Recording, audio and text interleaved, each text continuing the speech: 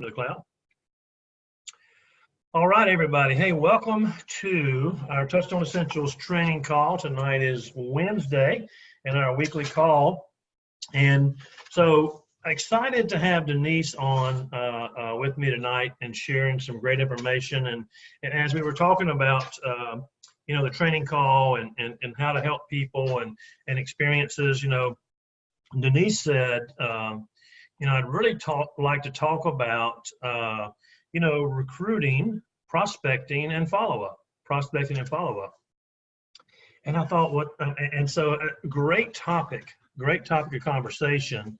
And because the number one activity in your business, the fundamental thing that you have to do if you want to be successful, if you don't prospect and follow up in the direct sales business, you will not be successful.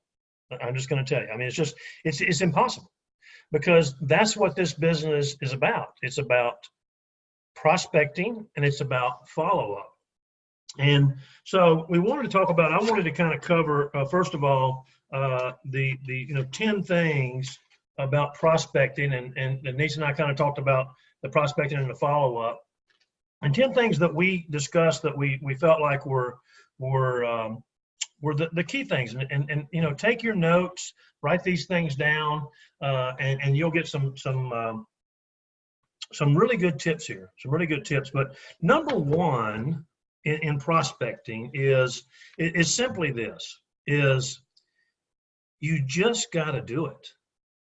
You just got to do it. I mean, even if, when people start, they're new, they're uncomfortable, they don't know what to say, they don't know, if I can do this or not. But the more you do it, the better you get. And Denise, when we were talking about, prospecting and follow-up, you made a good comment that I want to elaborate on. You said, people just don't, I want you to elaborate on it for me, but you said, people just are scared to go out there and do it, and they're scared to follow up with people. So with your experience, I mean, you've been doing this for quite a few years, let's touch base on just having the courage to go out there, whether we like it or not, and just do it. Well, you know what? That is just stepping out of your comfort zone, because the truth is that I've been doing this a long time. I'm still scared. That doesn't really go away. So I say, just don't worry about that, because first of all, people don't know what you're supposed to do or what you're supposed to say. You really just want to be yourself. In fact, I really don't even like the word prospecting, because it sounds like it sounds like we're trying to get people.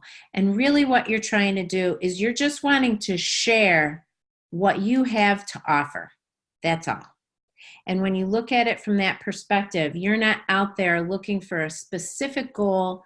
Your goal really is to just share what you have with other people. Get it in the conversation. Just share with them what it is that you want them to know. You made a great statement. When you're talking to someone, they don't know what you're supposed to say. Mm-mm.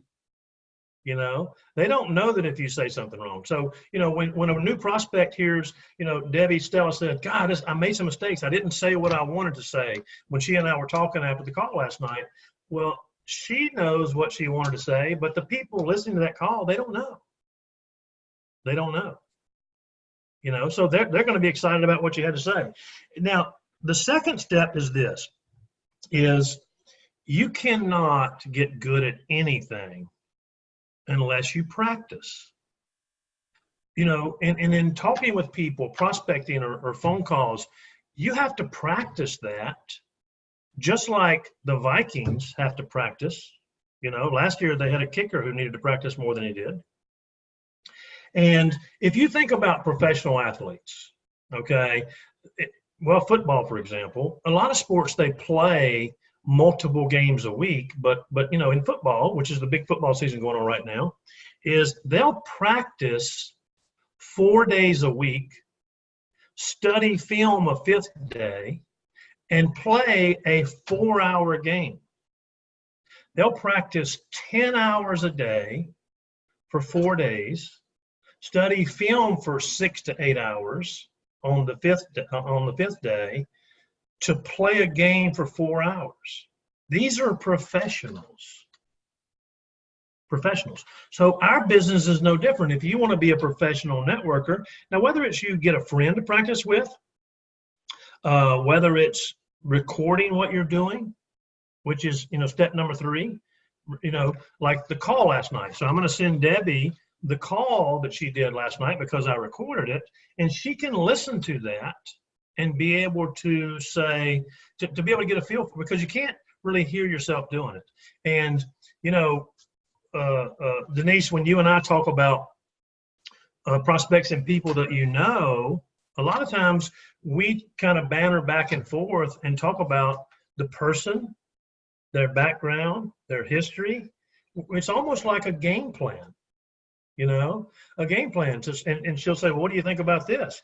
So we're practicing.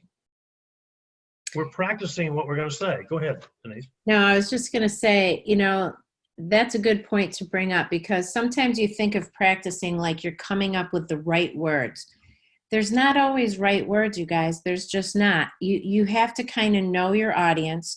And that's what Alan was just talking about. When I call him to do a 3-way call, I'll say, okay, I'm going to get so-and-so on the line. Let me give you a little background. They're this, they're that. This is what they do for a living. This is what their fears are. This is what, if I know that much information.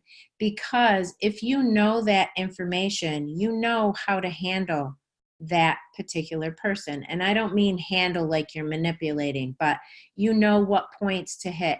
If somebody hates to travel and we have a trip coming up, you don't want to be talking all about that, right? Because they hate to travel. So that's not going to ring their bell. That's not going to speak to them. If you have somebody who, is a big meat eater, you don't want to hammer on the fact that our products are vegan, because they probably don't care. So you want to kind of know your audience, and that's where the practice part comes in. It's not always the specific, verbiage that you need to get down that you use for everyone. It's just knowing who you're talking to and what would be important to them. If I were them, what would I need to hear? Yeah, if it's a single mom, if it's somebody who's working 3 jobs, if it's somebody who, we were talking, we did a call for one of Lisa's Peterson's group. It's been a few months back, and I did a 3-way call with one of a person who was successful in another business, but I didn't know that her husband was a pharmacist. And so as the conversation started moving forward, they got uncomfortable because I was talking about pharmaceuticals as much as I was, now figured it out. We got through it. They're on board. They're doing well, but you practice with each other. Eddie mentioned, and Sabrina and I were talking about this today. Eddie mentioned, hey, practicing your story. So record yourself telling your story. Record yourself and re-listen to it. Record yourself telling your story and send it to a friend. Connect with one of your upline. And I said Sabrina, because Sabrina said, Eddie said that he'd be willing to work with anybody and coach them. So your upline can help and coach with that. But also, it doesn't have to specifically be, Eddie, because, we can talk with each other and we can share with each other. And when you bounce that off of, and I call up Denise and I say, hey, I want to practice my story on you. And I want you to tell me what you think. And when you have somebody that you trust and that you have, and you'd be surprised at, I think this is where people get confused, okay, is I've been doing this a long time. Denise and I had a conversation, I think it was yesterday or day before yesterday, Denise, my days all run together. And I said, hey, Denise, I want to throw something by you and I want to get your opinion. You're a leader. You're somebody that I respect, and I respect your opinion. And I'd like to get your opinion on this. And she felt very comfortable giving me her opinion on an approach with a specific person. So it doesn't always have to be that because we're all human beings and we all practice, and those other people can give you a different perspective on your story and how to prospect people. You know, that's so important. I know with y'all, I talk to y'all all the time, you know, but it's good to have everybody to have to talk to. Now, I talk about that about grabbing a buddy.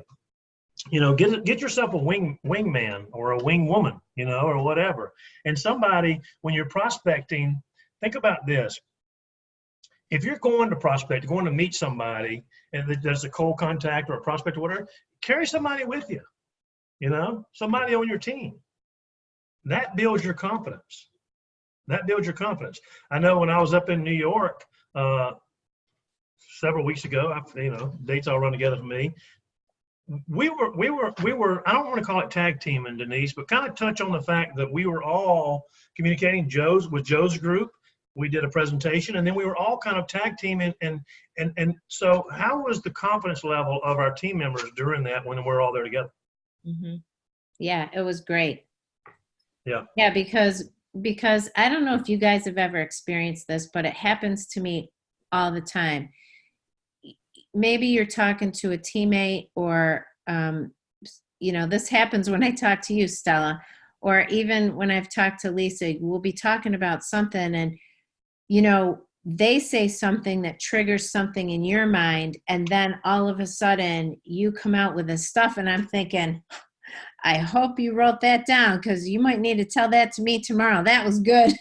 I didn't even know where it came from. But that's what happens when you get with other team members, because people say things that trigger something for you, that give you a thought that you may not have come up with if you're sitting down with a piece of paper trying to, you know, come up with what you're going to say. Mm-hmm. Mm-hmm. Yeah. And you can have, you know, you can have a prospecting party.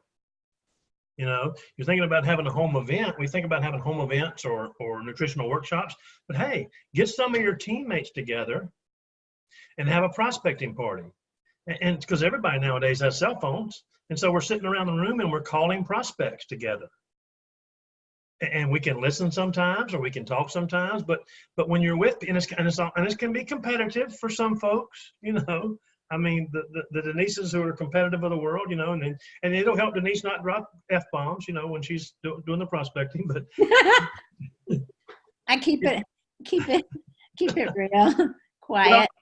Well, I say that, Denise, because when I was up working with you and we were sitting at your dining room table, how many phone calls did we sit there and you make and me make? Lots of phone calls, you know. And so it was kind of playing off each other, and I was listening to her, and she was, and it wasn't really designed that way. That's not what our focus was. But she made a comment, and I thought about it later. She goes, "You're just a machine on that phone call. You just live on that phone, don't you?" And that's just what I do. I mean, I don't think about it, but she was doing the same thing. She was sitting on one side of the table, I was sitting on the other. So if you can come together, especially with your new people, you know, especially with your new people, you know, we got Debbie, you've got Kelly, who's not too far from here, and you know, get together and do a prospecting day or a prospecting party. You know, doesn't always have to come together and do an event. So that's always fun to do. Supporting each other, get a wingman. Now, here's the next thing: is so important. That here's the deal: is to understand your numbers. Okay, so if I say to you, how many people did you today's Wednesday? How many people did you prospect today? How many people did you cold call prospect yesterday on Tuesday? How many did you call on Monday? You should be able to know those answers. I talked to 4 on Tuesday. I talked to 3 on Monday. You know, because if you set specific goals for the numbers, see, the numbers never lie, because if you're tracking, so here's the deal. If I know that last week I talked to 7 people, okay, and I had 1 come on, and I know next week is the last week of the month, right? And I need to enroll 5 people, and I got 1 out of 7, how many people do I need to talk to next week? Right? 45, is that right? Yep. Is that what it is? People. Well, but the thing, that's not really a lot of people. $5. Yeah, that's not really a lot of people because here's the deal. You can do a schedule a power hour. Okay, schedule a power hour. What does that mean?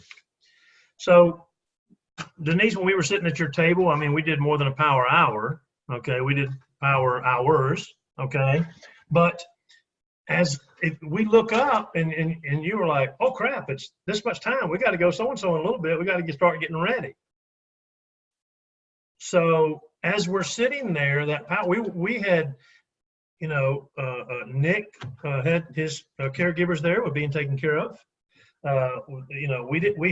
We set aside that time because you knew I was in town. You knew what we were there for. And so that was kind of like a scheduled power hour. Now, I don't know, I know you had a list you broke out of people you wanted to call, right? Yeah, I had a list. Yeah. And some of them were people you were prospecting. Some of them were people you were getting to the events though, right? Yeah. So, yeah, I have to have a list because what did you say? You have to have a list? I have to have a list because my brain goes 100 miles an hour. I don't know if you guys have the same thing going on, but 1 minute I could think of 5 people right now, and in 10 minutes you could say to me, so who do you want to call? Oh, there was somebody. No, I have to write it. You have to write it because then you have kind of, you forget somebody or you didn't get a chance to reach someone. They stay on your list so that you can follow up with them at a future time. Yeah.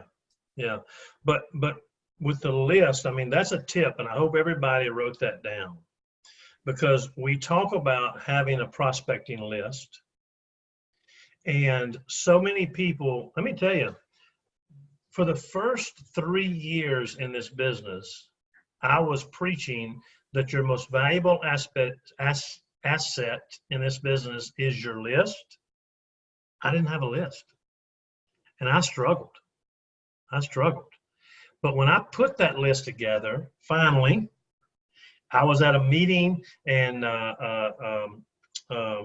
Darren Hardy was one of the speakers at this meeting, and Darren Hardy was talking about this list, and he was talking about, he said, make a list. He said, you have your list. He said, carry it with you everywhere you go. Everywhere you go, you got your list with you. And he says, and what I do is he said, I put my 10 top things on a piece of paper that I fold up and put in my pocket. So every time I reach in my pocket, I touch it and I think about it. And so that list, that power hour, because we had that list, because you had that list, and because we were working off that, how productive were we? We were it does help you focus and you're much more productive.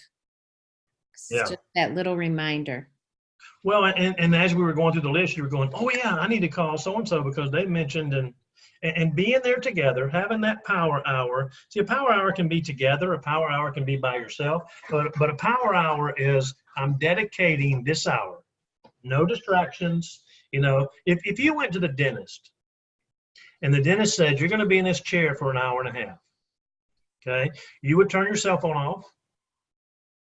You would not take any phone calls. You would not have any distractions. Nowadays some dentists have TVs up there, but I don't know about you, but I'm not watching the TV. I mean, it might be, but you would dedicate that hour and a half to that dentist who you're paying a couple of $3,000 to. And so you can do the same thing. Dedicate that time. You can do a power hour once a week. You can do a power hour twice a week. Very important. Now, the seventh step is this, is you have to know your stuff. You have to know your stuff. When we bring people on board, we say, look, invite, share, and connect, because they don't know their stuff, right? They don't know their story. Right. So invite, share, and connect with your upline. Invite, share, and connect with Denise. And then what happens too is that we have to take the time to know when somebody says, well, who's the founder of your company? Well, what's his background? What's his history? See, you're prospecting somebody. How old is the company? Is it a debt-free company? What type of compensation plan do you have? If I said to everybody, what type of compensation plan do we have? Well, a networker's looking for, is it a binary? Is it a unilevel? Is it a stair-step breakaway? And you need to know these things. to be a professional networker. You know, it's no different than a professional football. You need to know what a 4-3 defense is and a 3-4 defense is, especially if you're on offense and you don't have a good passer, you know. And so I try not to do too many sports analogies anymore because some people don't get that, but it's important to know your stuff. And you know, Denise, when you're talking to people and you are sharing information with people, what do you feel like the top things that you want to share, that you want to know about the company with that prospect? I'm talking about a prospect who's interested in building a business. The top things that I like them to know. I do like them to know that we're a debt-free country. We're a debt-free company, because that means, to me, that means we're beholden to no one. We can run our own race. Eddie can run his own race the way he wants to run it. He doesn't need to worry about anything else. We can produce a quality product without having to worry about shareholders or debt collectors or what have you. We can do what we want to do in the quality way that we want to do it. That is one thing that I like them to know. I like them to know about the advanced digital marketing system. I like them to know about the gift card program.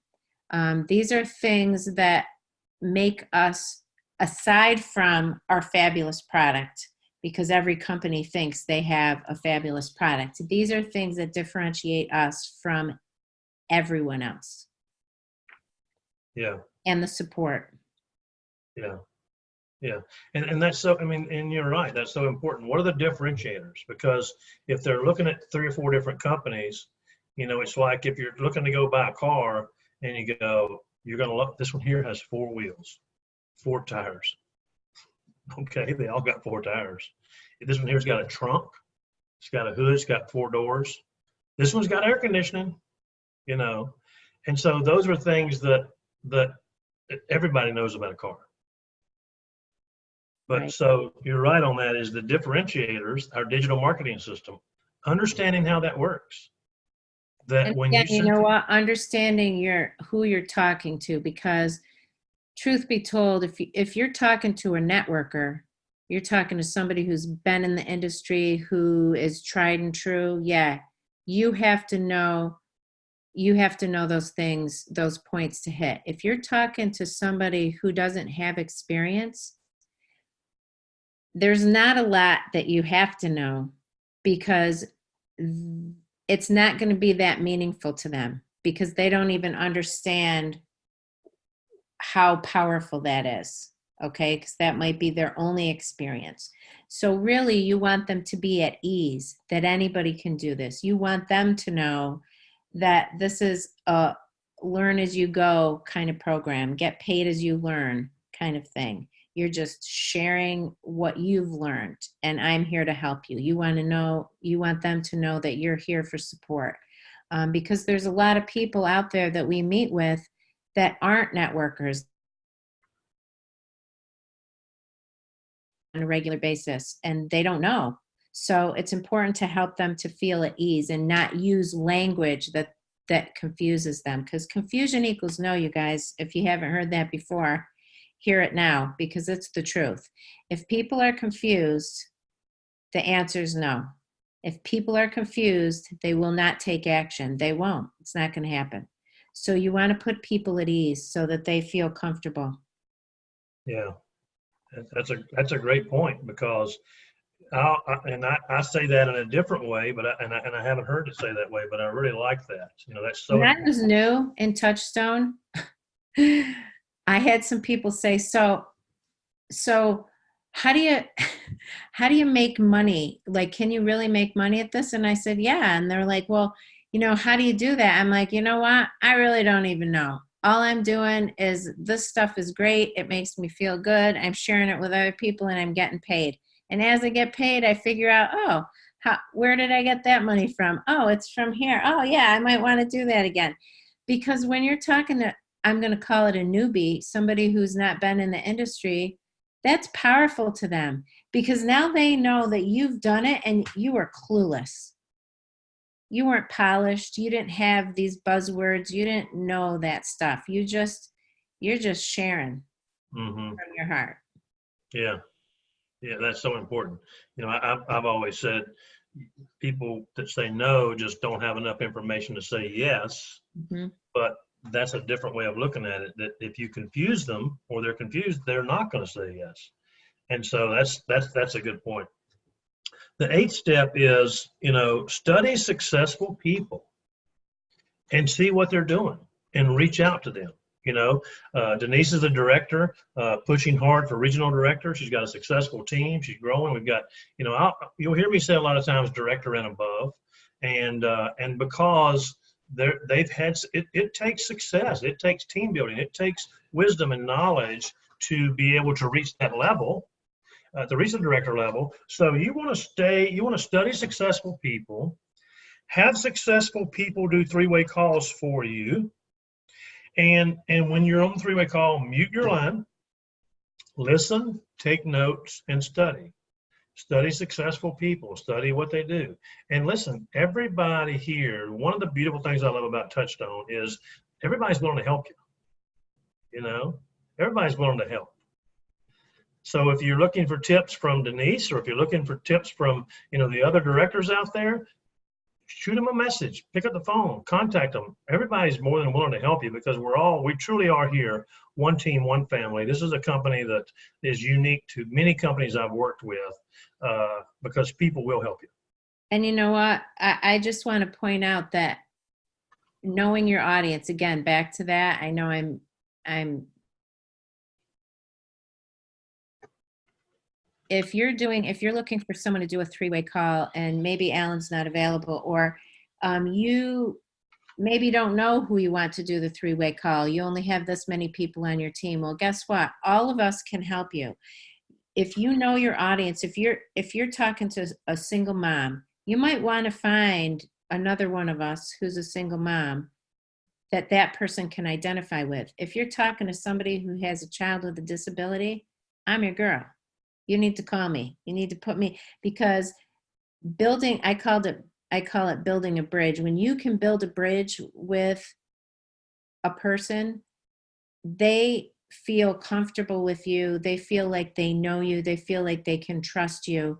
And that really speaks volumes. So if you can find somebody to do a call with you that is in a similar situation of that person, that is helpful, I think.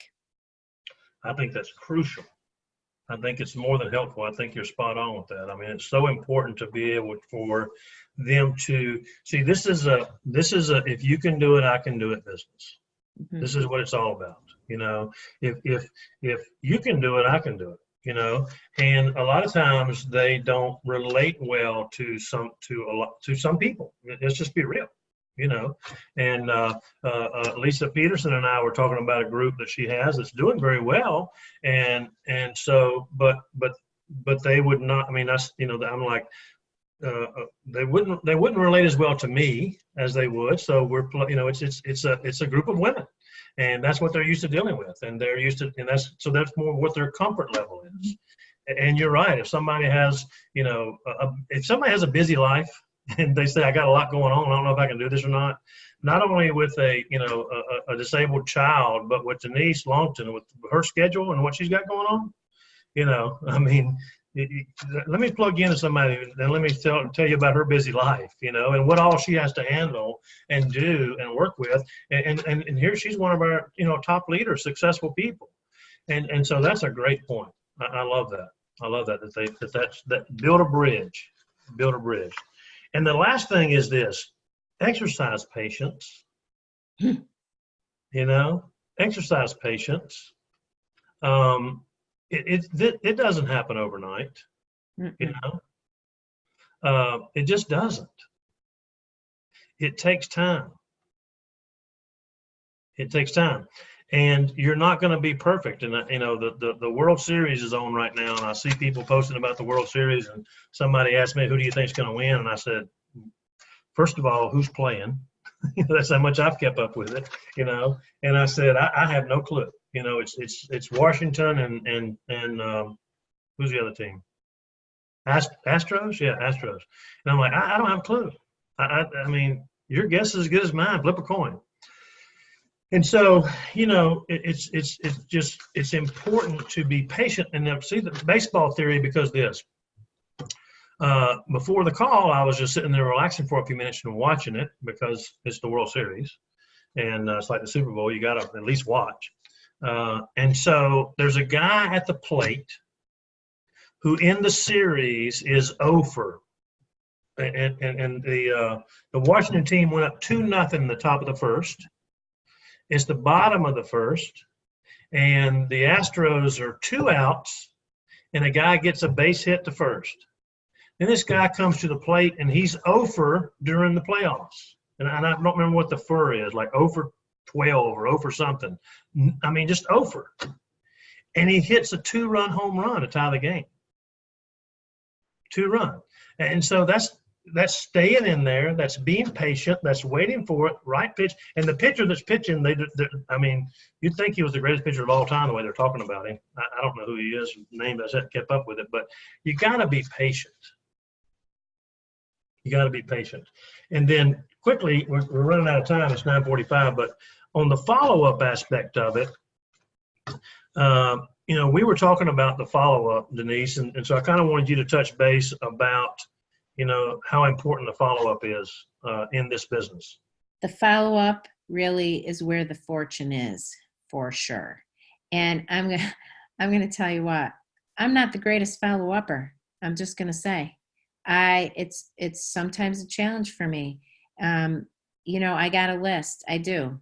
I have like 12 of them, and some of them have similar things on them. I don't know what happens. It turns into sticky note heaven over here. It's a little crazy. I don't know. But the follow-up is really important. And I can't tell you how many times that we let the monkey brain start going in our head because we call somebody or we speak to somebody. And then when we go to follow up with them, they're not available and they don't call us back. And we start saying, oh, I knew she wouldn't call me back. I knew it. You know what I said wasn't helpful to her, and now she thinks this, or, oh, this isn't for her, or whatever. We start going, and so then the phone becomes really heavy.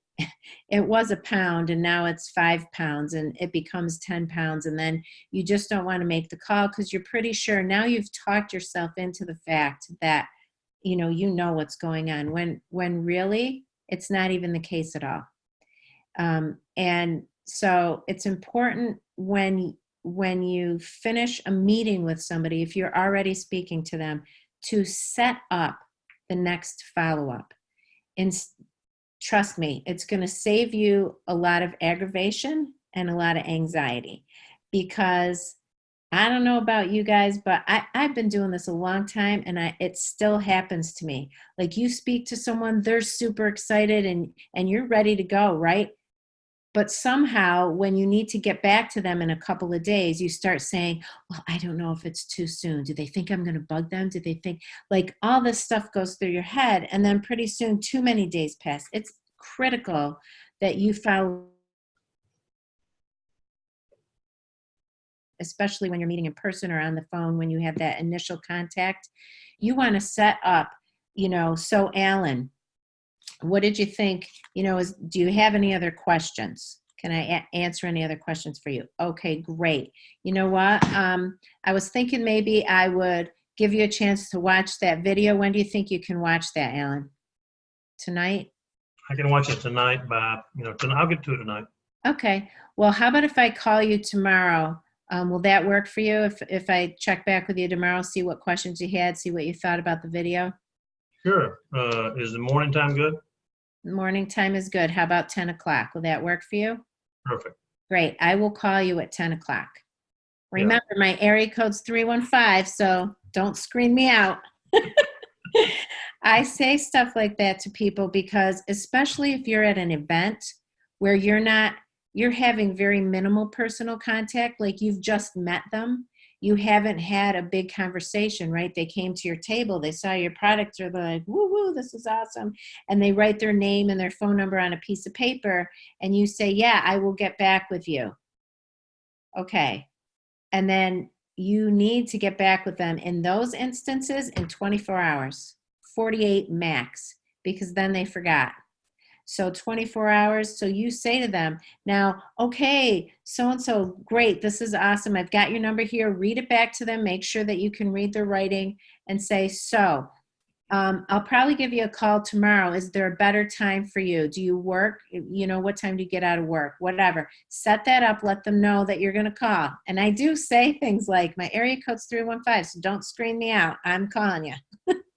So you answer my call, right? And they laugh. But, Well, it's important to be a professional. You see, if you want people to take you as a professional networker and take you seriously, then just as Denise said, you have to set up a firm time to follow up. And listen, when you say 1 o'clock, that's 1 o'clock. At 1 o'clock, their phone should ring. Mm-hmm. Not 1:05, not 1:06. Now, a little trick that I've used in the past, and I use a lot of times, is I'll say, how about 1:14? Yes. Will 1:14 work? And they'll go, 1:14? How about 3:07? Would 3:07 work for you? And they're like, 3:07? They'll remember that. Because it's unusual. It's an odd time. 3:07 works great. At 3:07, I call them.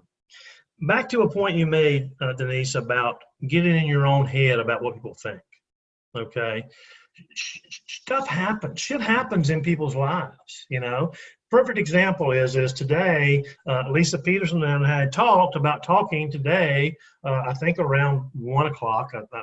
And you'll hear me say, great, call me at 1 o'clock. Well, crap happens, okay?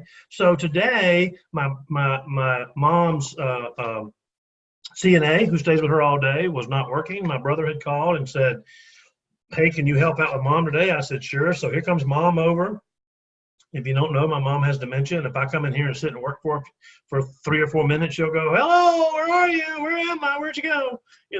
And so what happened is I'm making phone calls, and I've got stuff going on, and I got behind on my other stuff. And so the phone rang. I saw it was Lisa, and I said, hey, I'm tied up. I'll call you back. Now, what if Lisa went, oh my God, Alan doesn't want to talk to me. See, lots of things can go through your head. He must be mad at me. I wonder if I said something wrong. I think it was 1:05 that I called him. I told him 1 o'clock. He's probably upset. He probably, he didn't. And see, all this stuff goes through our heads, just like Denise, just like you just said. But the reality of it is, none of that's true. Yeah. It just something happened and they couldn't answer your call, or something happened. And a lot of times you got to be careful too when you're doing follow-ups. If you call them back on a specific time and they don't answer the phone, you leave a message. But be polite. You don't want to go, hey, look, Denise, we had a time to meet at 1 o'clock today. I don't know why you're not answering my call, but I'm a professional and I expect you to answer my call. Blah, blah, blah, blah, blah. Guess what? The person's mother may have died. Right. And you know what, when that happens to you, I'll say something like, oh my gosh, Alan, hey, this is Denise. Obviously you had something going on. I know I promised to call you at 1 o'clock and you must have had something come up. So no worries. Give me a call back today. I'll be available. If I don't hear from you, I will be calling you. By this time, because then it kind of takes the anxiety off of you to think whether you should or shouldn't, because you let them know that that's going to happen. Right. And they're expecting that. So you don't have to feel weird about calling again. Sure. And I try to say, I'm going to follow up again within 48 hours. Okay. Because if today's Wednesday at 9 o'clock or 9:03 or whatever, at 9:03 I call them, they don't answer. I'll say, hey, listen, and then I might even say, hope everything's okay, and then within 48 hours, I call them back. And if they don't answer again, then again, I'm going to leave them a message.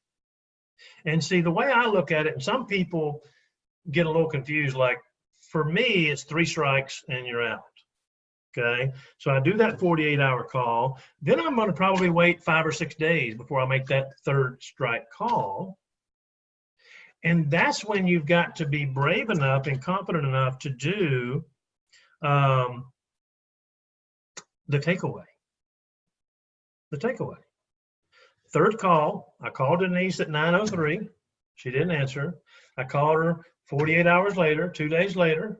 She doesn't answer, I'll leave her another polite message. Hey, just checking back. I know you had said you were going to look at that information, and I just wanted to get back with you. I hope everything's okay, because I haven't heard from you. Hope everything's all right.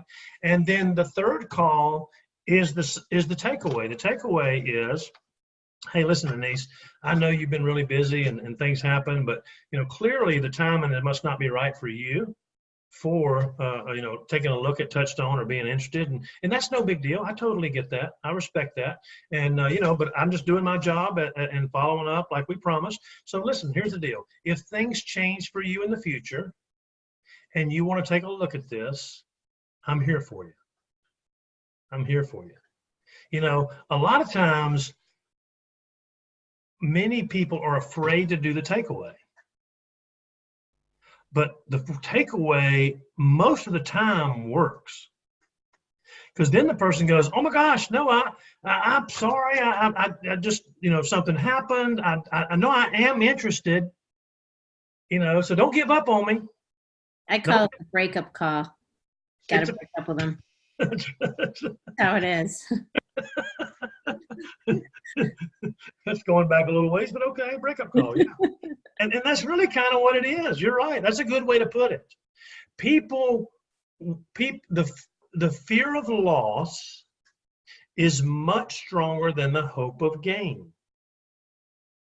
You see, if you harass people and bug people, you're running them off. You're running them off. But the minute they think, oh my gosh, Denise is going to give up on me and I might lose something, the breakup call, well, wait a minute, I didn't want to, no, you're not breaking up with me, are you? You're not giving up on me. Now, and let's just say that we do the breakup call, the 3 strikes you're out, the takeaway, okay? I'm never giving up on someone. The only time I'm ever giving up on someone if they say, Alan, don't you never call me again. Never. You're fat, you're ugly, you got ugly hair, I don't want to talk to you anymore. And I'm like, okay, cool, no big deal. I don't take it personally, but whatever, And you hear that sort of thing, every now and then. But if I don't hear that, and see, I'm like you, Denise, as far as the follow-up. Siri is my best friend. This is the greatest thing since sliced bread because sometimes she's not my best friend. I'm just going to be honest. But what's not?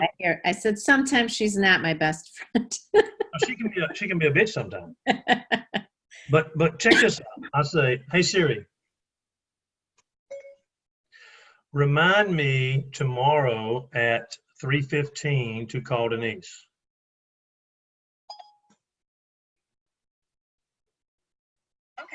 Your reminder is set for tomorrow at 3:15 p.m. So if I have cancel that. Oh, she's gone. Tomorrow, I'm calling you tomorrow, Denise. See? So if I've got a call with Denise tomorrow at 3:30, 3:26, then I tell Siri to remind me 10 to 15 minutes before that. And so these things go wherever we go. You can get it in your car and drive up the road 3 miles and go, crap, left my phone, turn around, go back and get it. So this is, I do that all the time. I can say, hey, Siri. Oh, my phone locked me out. See, this is what I'm saying about her. Yeah. Hey, Siri. Remind me November the 6th to follow up with Denise at 9 a.m. Okay, your reminder is set for November 6th, 2019 at 9 a.m. Cancel that. Husband. So how easy is it now? We got no excuse to be able to do that. So be professional. Tell them what's going to happen next, when you're going to call them. If they don't answer, don't freak out. Don't let your mind start wondering, going, oh my gosh, they found a new boyfriend. It's a breakup call time. They must not like me. They didn't like the color of my hair. They must have went with a different company. See, it happens. 3 strikes, do the takeaway. Okay, be professional, always be nice. You don't know if a family member died. You don't know what's going on.